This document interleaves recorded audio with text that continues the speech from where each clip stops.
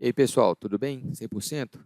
Bom, aqui é o Everton Pereira e no vídeo de hoje nós vamos falar sobre eletrohidráulica. Nessa aula, nós vamos dar sequência nos nossos vídeos de circuito eletrohidráulicos 1 e circuitos eletrohidráulicos 2. Se você assistiu esses vídeos, você percebeu, você se lembra que nós terminamos com essa situação aqui, ó. O cilindro recuado, depois de ter avançado e tal, né? O cilindro avança, aí depois nós vamos recuá-lo e quando a gente recua, a gente tem esse problema, que é ter duas linhas energizadas sem necessidade. O que nós vamos fazer nesse vídeo, então, é resolver este problema.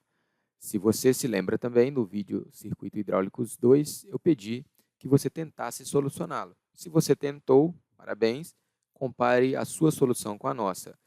Se você não tentou, veja agora como que a gente pode resolver esse problema de uma forma simples e prática, beleza?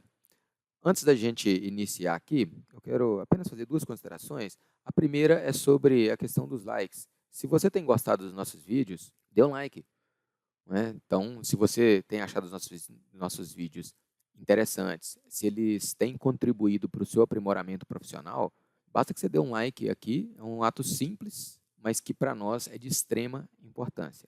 Ok? Então, já aproveita e já deixa um like nesse vídeo de uma vez e vamos para a segunda consideração, que é sobre uma novidade bastante interessante. Eu creio que você vai gostar, mas é sobre uma questão que eu tenho recebido bastante aqui principalmente, né, no site trend.com.br, mas também recebi aqui em um dos nossos vídeos, que é me perguntando se eu dou cursos na área da mecânica, na área técnica, né, na verdade.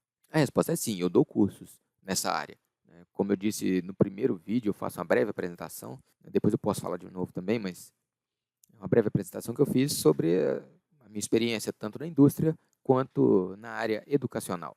Uma das coisas que eu trabalho na área educacional é com treinamentos técnicos.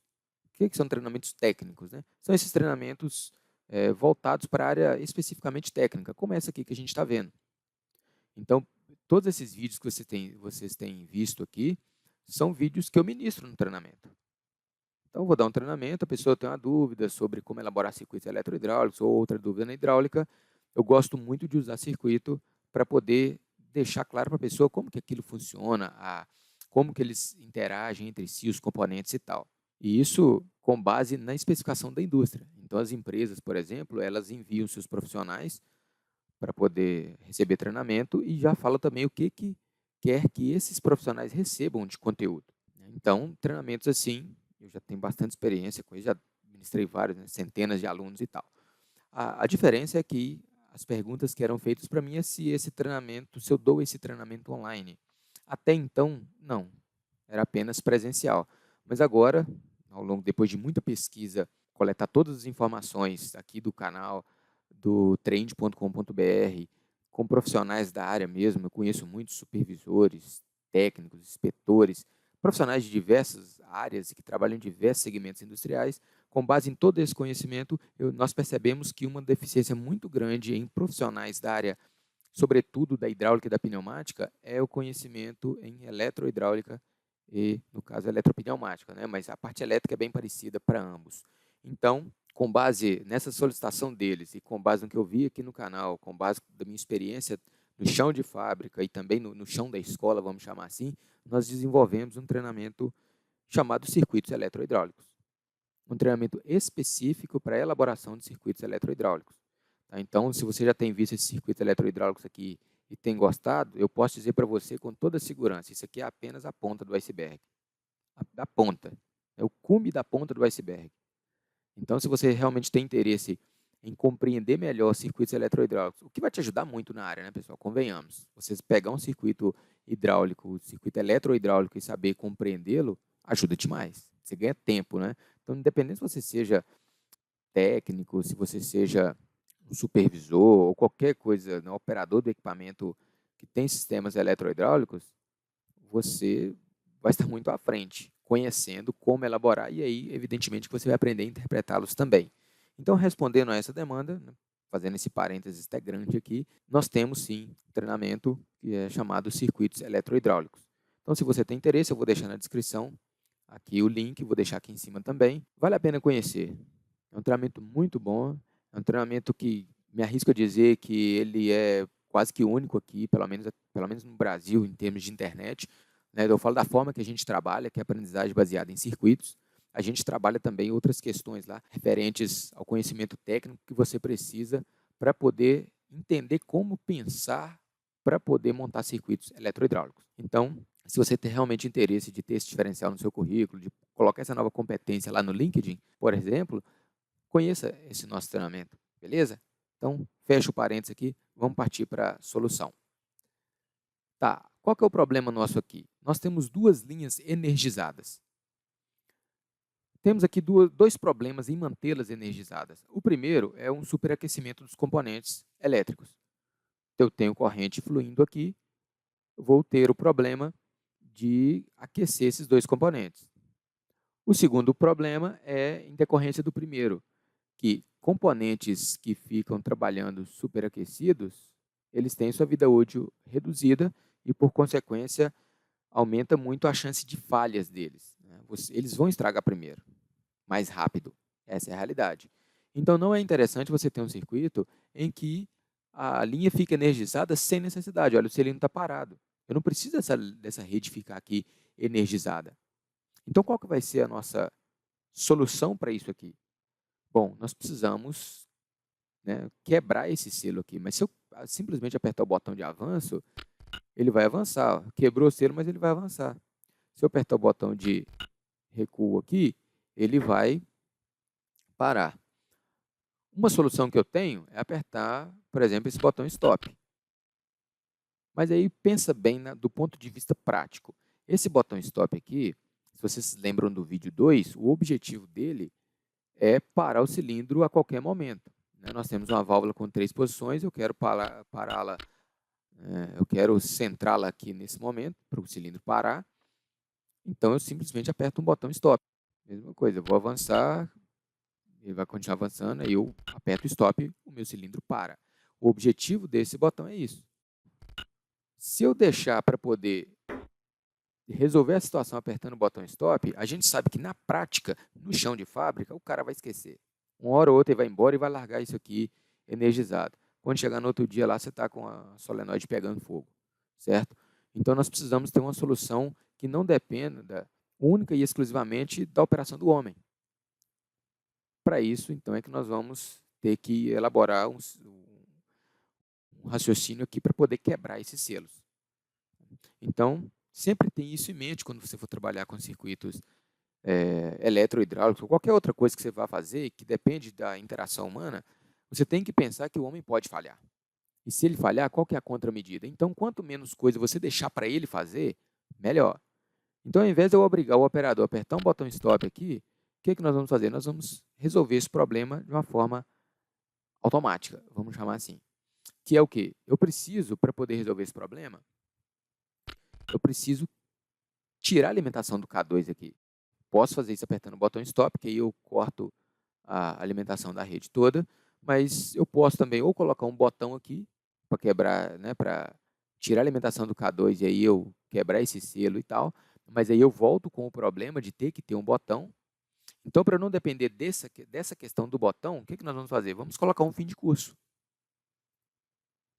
Muito simples, a gente pega um contato aqui normal fechado, pode ser normal fechado. Se você não sabe como fazer isso no FluidC, é muito simples. Você pega o componente, dá um duplo clique nele. Nós temos 3 opções aqui, contato read, o switch with row, né, que seria o rolete. Nós selecionamos o rolete, apenas para ficar mais próximo da realidade. Se eu colocar só esse limite switch aqui, não ia dar porque quem está acionando ele. Então, aqui nós temos 2 tipos de acionamento. Um acionamento mecânico, que é por rolete, e aqui um tipo de sensor, que é o sensor magnético de contato read. Né? Isso aí a gente pode explorar depois em um outro momento. Eu vou dar um nome para ele. Vou chamar ele de fim de curso 1. Okay? Poderia ser qualquer outro nome. Eu chamei aqui de fim de curso 1. Vou instalar esse fim de curso onde? Antes do K2.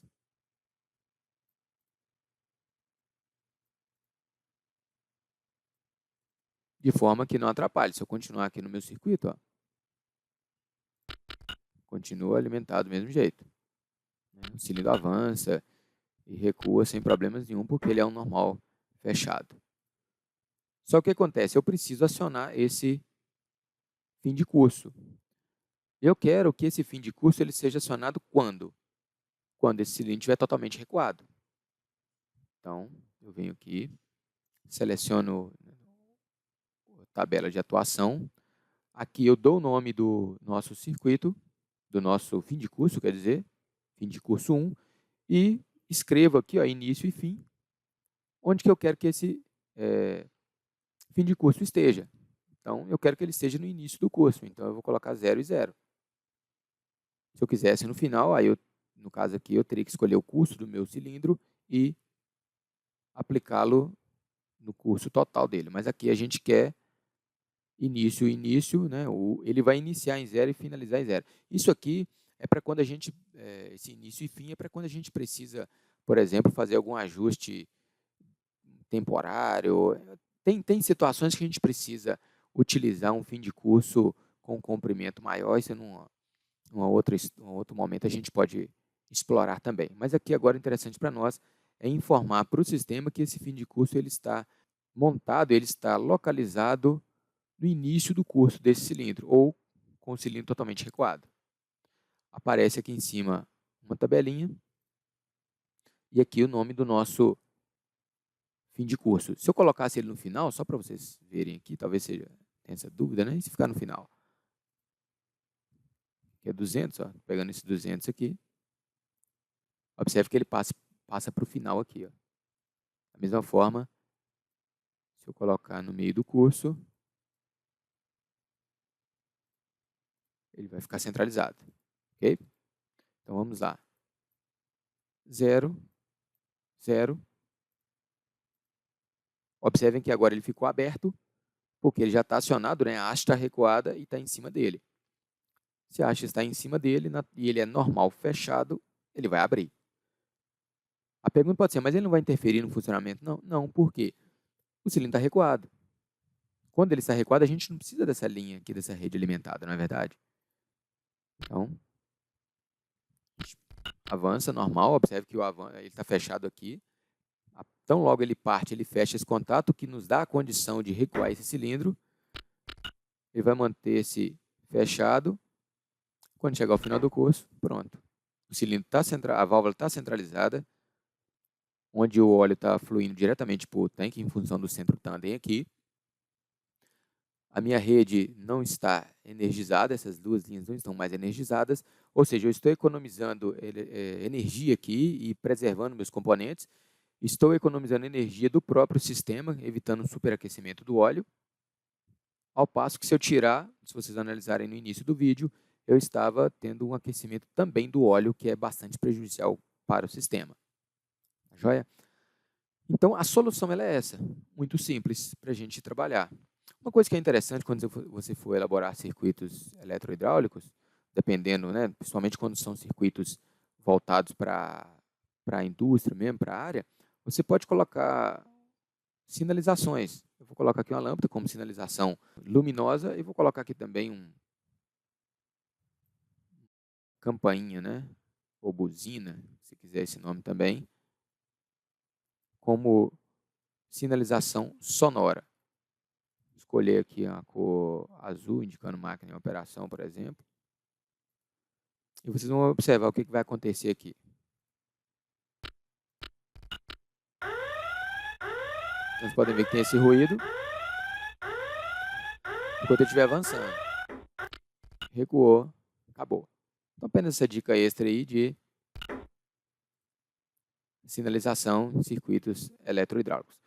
Bom, pessoal, então no nosso vídeo de hoje é isso. Se você gostou, não curtiu ainda, curte, compartilha, deixe sua dúvida, deixe seus comentários. Todas as dúvidas, elas são anotadas. Tudo que vocês escrevem eu anoto. À medida do possível e do nosso cronograma, nós vamos colocando os assuntos. Tá? Nenhum assunto que vocês pedem ele é esquecido. Então, fiquem à vontade em perguntar. Por favor, na verdade, perguntem. A pergunta de vocês nos dão os temas dos próximos vídeos. Para não ficar apenas o que eu quero dizer, e falar o que você precisa e você quer ouvir. Deixe a sua dúvida, seus comentários, curta nas nossas redes sociais. Tá? Informações do curso, como eu disse, eu vou deixar aqui na descrição. Se você não viu os vídeos Circuitos Hidráulicos 1 e 2, também vou deixar aqui em cima para vocês assistirem lá depois. Beleza, então? Muito obrigado e até a próxima.